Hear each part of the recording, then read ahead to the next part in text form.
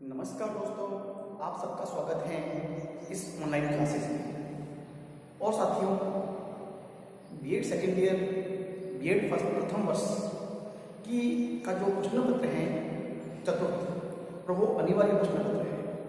और उस अनिवार्य प्रश्न पत्र के अंतर्गत जिसका नाम है पाठ्यक्रम की परिभाषा, और इस पाठ्यक्रम की परिभाषा के अंतर्गत आज हम पढ़ने जा रहे हैं इकाई प्रथम के बारे में। इकाई जो प्रथम है हमारी भाषा, समाज और सामाजिक प्रोत्साहन को लेकर। और इस इकाई का जो आज का जो हमारा प्रकरण है वो प्रकरण है भाषा में वर्गीकरण, विचार, भाषा में वर्गीकरण, विचार निर्माण, भूमिका एवं उपयोगिता। साथियों, इस प्रकरण का जो संदर्भ है वो इस प्रकार से है कि भाषा निर्माण या भाषा के वर्गीकरण, जब हम भाषा को वर्गीकृत करते हैं, उस भाषा को हम जब वर्गीकृत रूप में स्वीकार करते हैं तो उस भाषा तो वो वर्गीकृत की हुई जो भाषा है हमारी, वो भाषा हमारे कह सकते हैं कि विचारों का निर्माण करने में किस प्रकार से रोल निभाती है, किस भूमिका को अदा करती है भाषा का वर्गीकरण के अंतर्गत। और साथ में भाषा वर्गीकरण की जो उपयोगिता है हर विद्यार्थी के लिए, हर भाषा पढ़ने वाले विद्यार्थी के लिए, कि भाषा के वर्गीकरण की उपयोगिता क्या है, इसका महत्व क्या है, तो इसके बारे में हम कुछ बिंदुओं के माध्यम से अध्ययन कर रहे हैं। तो आइए साथियों, हम यहाँ पर बिंदु प्रथम के बारे में अध्ययन करने जा रहे हैं। तो सबसे पहले बिंदु जो हमारे समक्ष है वो है सरलता। सरलता जो बिंदु है उसमें ये बिल्कुल ये बताने का, ये तथ्य को स्पष्ट करने का जो कार्य किया गया है वो इस प्रकार से है: वर्गीकरण के माध्यम से भाषाई वर्णन एवं नियम निर्धारण में सरलता होती है। वर्गीकरण के माध्यम से भाषाई वर्णन एवं नियम निर्धारण में सरलता होती है, क्योंकि प्रत्येक सामग्री को उसकी आवश्यकता और उपयोगिता के आधार पर वर्गीकृत किया जाता है। बिल्कुल साथियों, बात सत्य है। उदाहरण के तौर पे मैं बताना चाहूँगा कि वर्गीकरण के माध्यम से भाषाई वर्णन, हम वर्गीकरण के माध्यम से भाषा का जो वर्णन कर रहे हैं तो उसमें हम कुछ वर्णन एवं नियमों का, कुछ सिद्धांतों का ध्यान रखेंगे। वो एक मैं उदाहरण के तौर पे बताना चाहूँगा कि जैसे मान लीजिए हम एक कक्षा में शिक्षण कार्य करवा रहे हैं, तो उस शिक्षण कार्य के दौरान आपने कक्षा की जो प्रतिभावान छात्र हैं, एक सामान्य स्तर के छात्र हैं, एक जो मतलब अपेक्षा कक्षा स्तर से उनका स्तर थोड़ा कम है, तो उन बालकों को हम शामिल करेंगे। तो उनमें भाषा का जो निर्धारण करेंगे व्यक्तिगत रूप में कि जो हमारे मान लो समूह आवे हैं तो उनके लिए किस प्रकार की शिक्षण योजना काम में ली जाए। जो ब हैं सामान्य स्तर के, उनके लिए पाठ योजना में कौन कौन सी सामग्री का हम अध्ययन कराएंगे, और जो कक्षा स्तर से थोड़े से स्तर नीचे हैं उन बालकों के लिए हम किस प्रकार की पाठ्य सामग्री या शिक्षण सहायक सामग्री का उपयोग करें ताकि भाषा के रूप में वो बालक अधिक से अधिक अधिगम कर सके।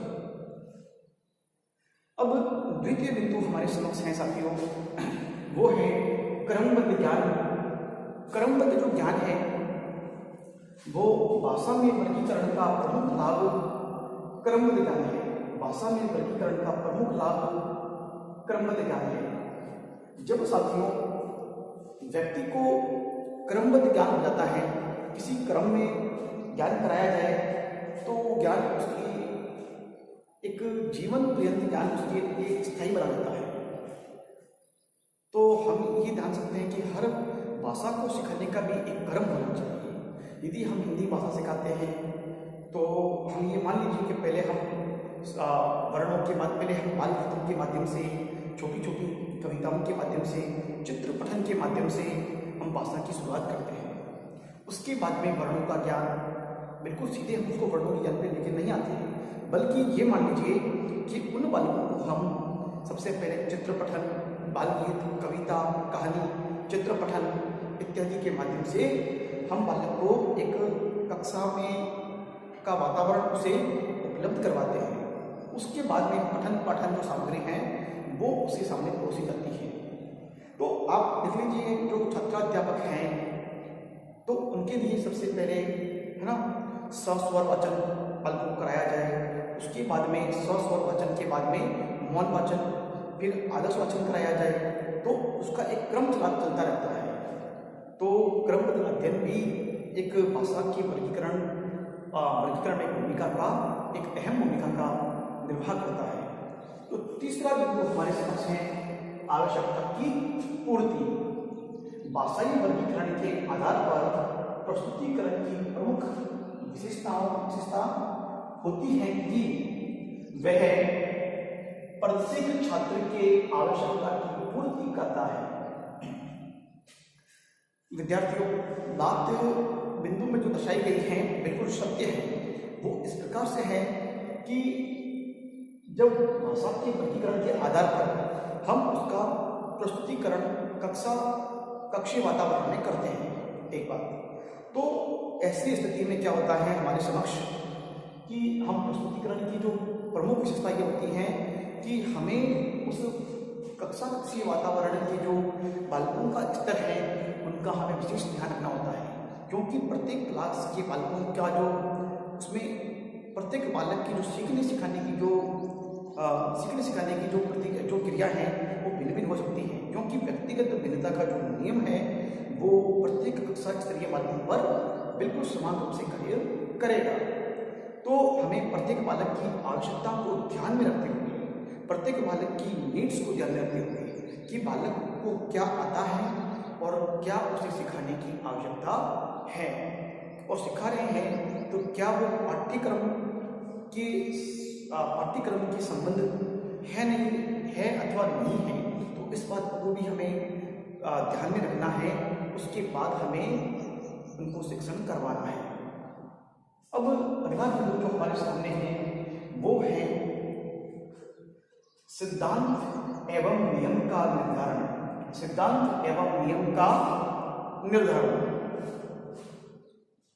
जब हम किसी भाषाई तत्व एवं विचारों को उसके गुण धर्म के आधार पर व्यक्त करते हैं तो उससे संबंधित नियमों एवं सिद्धांतों का निर्धारण करने में हमें सहायता प्राप्त होती है। जब हम किसी भाषा के तत्वों को व्यक्त करते हैं तब क्या होता है कि हम भाषा के तत्वों और विचारों को उसकी जो प्रकृति है, उसके जो गुण धर्म है, उसके आधार पर व्यक्त करते हैं।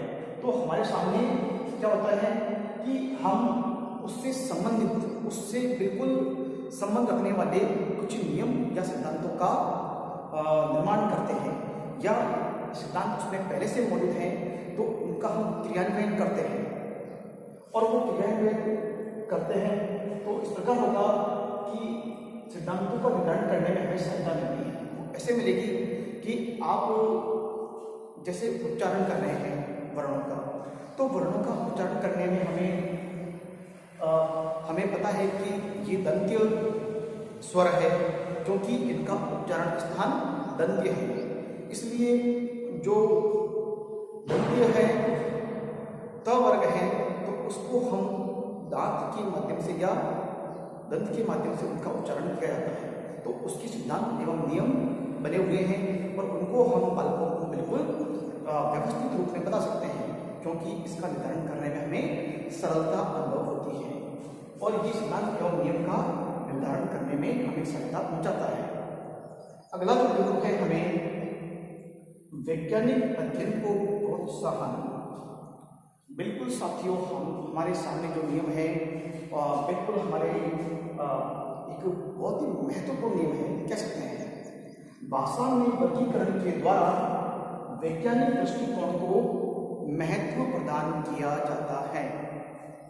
मैं फिर से इसका उच्चारण कर रहा हूं कि भाषा में वर्गीकरण के द्वारा वैज्ञानिक दृष्टिकोण को महत्व प्रदान किया जा सकता है, क्योंकि वैज्ञानिक दृष्टिकोण का संबंध क्रमबद्ध एवं सुसंगठित ज्ञान से होता है।